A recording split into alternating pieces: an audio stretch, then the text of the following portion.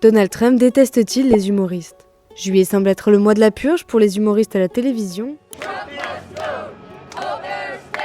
Mi-juillet, Stephen Colbert, présentateur star du Late Show, annonce que son émission emblématique lancée en 1993 tirera sa révérence en mai 2026. Cette fin surprise est orchestrée par CBS, propriété de Paramount, elle-même en pleine opération de fusion à 8 milliards de dollars avec la société de production Skydance. Une fusion qui doit encore être validée par l'autorité de régulation des télécommunications, dirigée aujourd'hui par un allié de Donald Trump.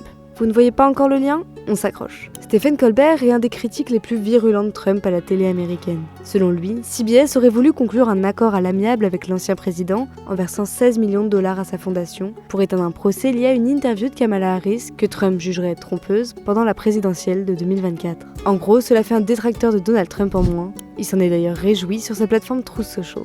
J'adore que Colbert ait été licencié. Mais le président américain ne s'arrête pas là. Cette semaine, il vise deux autres figures phares des talks. Le prochain sera l'encore moins talentueux Jimmy Kimmel, puis Jimmy Fallon, faible et très peu sûr de lui. La seule vraie question est, qui sera le premier à partir? Une vendetta personnelle, un règlement de compte politique, en tout cas une situation ironique quand on se souvient que Donald Trump lui-même avait été licencié en 2015 par NBC pour des propos jugés discriminants sur l'immigration dans son émission The Celebrity Apprentice. Sometimes there'll not be a clear-cut person that you should fire.